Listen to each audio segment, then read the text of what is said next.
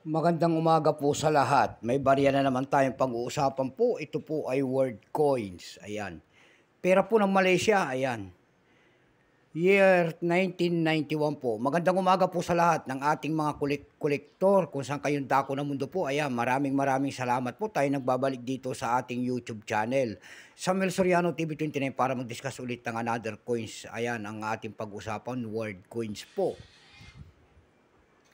Pera po ng Malaysia ang ating pag-uusapan. Yun naman pong mga subscriber ko, kung saan kayong panig ng mundo po, maraming salamat sa inyo.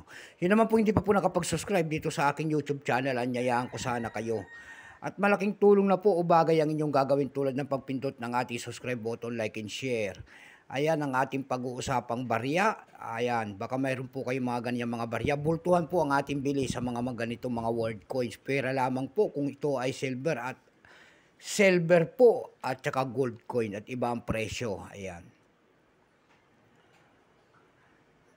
Magandang umaga po sa lahat ng ating mga nanonood doon sa aking FB page. Ayan, thank you so much din po sa lahat ng mga nakapalo sa akin. Maraming salamat po. Samuel Soriano po din ang ating.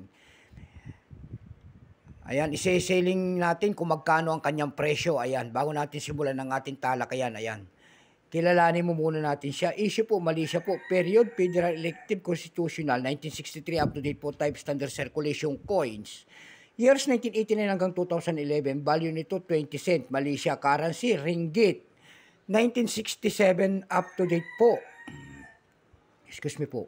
Composition niya ay copper nickel, may bigat lamang 5.66 grams. May haba naman itong 23.59 mm. May kapal po naman itong 1.975 mm. Hugis po ay bilog orientation niyan, middle alignment. Number N-1658, reference number KM-252. Ayan.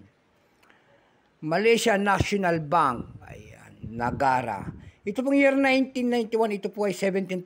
Kung ilang pirasong ginawa sa Malaysia sa ating hawak na barya, ito po ay 82,773,787 piraso po. May price na po ito doon sa ating numista. Yung kanyang extra fine ay 14 pesos. Almost uncirculated ay 14. Dako naman tayo sa kanyang presyo. Doon sa ating eb.com, mayroon tayo nakita nagbebenta doon ng $3.72. Nasundan po ito ng 279 pesos. Dako naman tayo sa Carousel PH. Sa Carousel PH naman po, may nakita tayo nagbebenta doon ng 80 pesos.